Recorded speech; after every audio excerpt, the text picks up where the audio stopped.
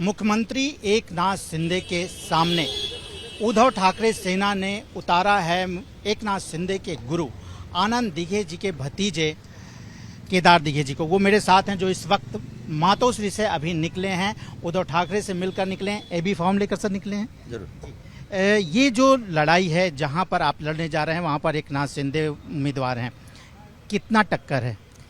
सबसे पहले तो मैं इस महाराष्ट्र की जनता को ये कहना चाहूँगा कि ये जो मुझे आज जो एबी फॉर्म मिला है, जिस तरीके से पक्ष प्रमुख उद्धव साहब ने मेरे पे जो भरोसा जताया हुआ है, मुझे ऐसे लगता है ये वंदनीय बाला साहब और दिघे साहब के आशीर्वाद के बदौलत ये सब हो रहा है। और ये तमाम शिवसैनिक जो एक सच्चाई के राह पर गए 3 साल से चल रहे हैं, तो ये उन्होंने जो मुझे मदद की हुई है, ये शिवसेना फिर एक बार वही तरीके से खड़ा करने की इस ठाणे जिला में ये उनके साथ हम लोग ये ठाणेकर जनता को जिस तरीके का न्याय देना चाह रहे हैं वो ज़रूर देंगे।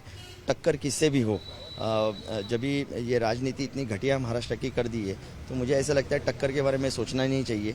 जहाँ पर दिया हुआ है वहाँ पर सचोटी की राह पर चल के हम लोग किस तरीके से लोगों को न्याय दे सकते हैं उसमें ध्यान देना चाहिए। एकनाथ शिंदे जब मुख्यमंत्री बने तो उन्होंने बाला साहब ठाकरे और गुरु आनंद दिघे दोनों का नाम लिया और उसी के बल पर वो अपनी राजनीति कर रहे हैं। लेकिन जब आज आनंद दिघे जी के भतीजे मैदान में उतर रहे हैं तो एक परिवार के होने के नाते परिवार जो आप जनता है वो किस तरह से आपको जो है प्रसाद देने वाली है? आपने देखा रहेगा कि दिघे साहब का पूरा जीवन ये समर्पित था ठाणेकर जनता के प्रति, और जिस तरीके का भरोसा दिघे साहब ने लोगों पर रखा था वैसे ही भरोसा, वैसा ही अपनापन लोगों ने भी दिघे साहब पे रखा हुआ था।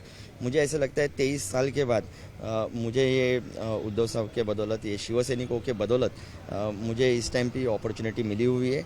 तो मुझे ये यकीन है कि ठाणेकर जनता मेरे साथ खड़ी रहेगी और जो मैं ठाणेकर जनता के हक का जो चीज़ उनको देना चाहिए, जिस तरीके 20 साल में लोगों के पैसे पे लोगों का उत्कर्ष होना चाहिए, वो जो हुआ नहीं है वो हम लोग देना चाह रहे, तो लोग 100% हमारे साथ खड़े रहेंगे।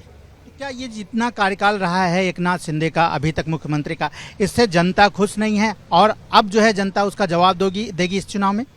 आपने देखा रहेगा 3 साल के पहले जिस तरीके का गद्दारी इस महाराष्ट्र में हुई, ये सियासी राजकारण करते वक्त उन्होंने खुद के बारे में सोचा हुआ है। उन्होंने 4, 5, 6, 10 रीजंस दिए कि उसके क्यों वो लोग छोड़ के चले गए, पर इस पे जनता ने भरोसा नहीं किया।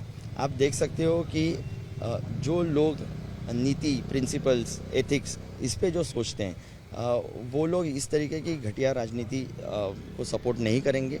और उन्होंने क्या किया क्या नहीं, इसके बदौलत सिर्फ अगर दिवाली के टाइम पे हाईवे पे लाइटिंग किया, अगर उन्होंने रास्ते पे आने जाने वाले के जो लोग देख रहे हैं वो दीवारें अगर रंगी बेरंगी कर दी, जो पेंटिंग कर दिया, करोड़ों रुपए उस पर खर्च कर दिए, और उससे सर्वसामान्य जो लोग हैं वहाँ पर, जो नागरिक है, उनके ज़िंदगी में क्या बदलाव आया, ये एक बड़ा प्रश्न है। वहाँ के हेल्थ केयर का प्रॉब्लम हो, वहाँ का डंपिंग का प्रॉब्लम हो, वहाँ के एजुकेशन का प्रॉब्लम हो, वहाँ के सर्वसामान्य जनता जो व्यावसायिक है, जो नौकरदार है, उनके ज़िंदगी में कुछ बदलाव आया क्या, ये बहुत बड़ा प्रश्न है। मुझे लगता है जब ये चुनाव चालू हो जाएगा, जब ये रैलीज चालू हो जाएगी, जब ये मीटिंग्स चालू हो जाएगी, तो और भी बहुत सारे मुद्दे हैं जो मैं लोगों के सामने लाना चाहता हूँ और लोगों को ये दिखाना चाहता हूँ कि आप लोगों ने जो 20 साल ज़िंदगी ये सब चीज़ों में घलाए हुए, आपका जो अगला भविष्य है, आपके जो बच्चे हैं वो वही जगह पर नहीं अटके पड़े, उनका उज्जवल भविष्य के कारण एक अलग परिवर्तन होना बहुत ज़रूरी है। कुछ ऐसा राज लाने वाले हैं जो लोग नहीं जानते हैं आनंद दिघे जी और एकनाथ शिंदे जी का? धर्मवीर 1 हो, धर्मवीर 2 हो। मैंने हर बार ये प्रेस कॉन्फ्रेंस लेके बताया हुआ है कि दिघे साहब सिर्फ 3 या 4 जन तक सीमित नहीं थे। दिघे साहब हर एक के घर घर में, हर एक के मन में बसे हुए हैं।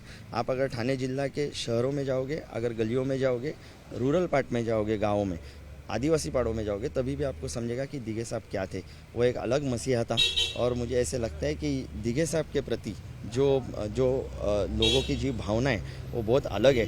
यहाँ के बहुत सारे शिवसैनिक, यहाँ के अगर आप महिला आघाड़ी देखोगे, ये लोग सभी लोग ये दिघे साहब के वक्त से काम कर रहे हैं इस संगठन के साथ, और ये लोग सच्चाई के राह पे चल रहे हैं। तो मुझे ऐसा लगता है इनके साथ अगर आप दिघे साहब समझना चाहते हो, दिघे साहब की खरी जो प्रतिमा है वो अगर लोगों के सामने लाना चाहते हो, उनकी ज़िंदगी दिखाना चाहते हो, तो इन लोगों से समझना चाहिए कि दिघे साहब क्या थे। तो सही तरीके से आप महाराष्ट्र की जनता और देश की जनता को बता सकते हो कि दिघे साहब क्या है।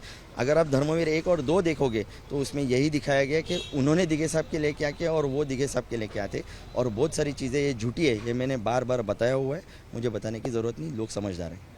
ये थे केदार दिघे जो कि एकनाथ शिंदे के सामने चुनाव लड़ने जा रहे हैं।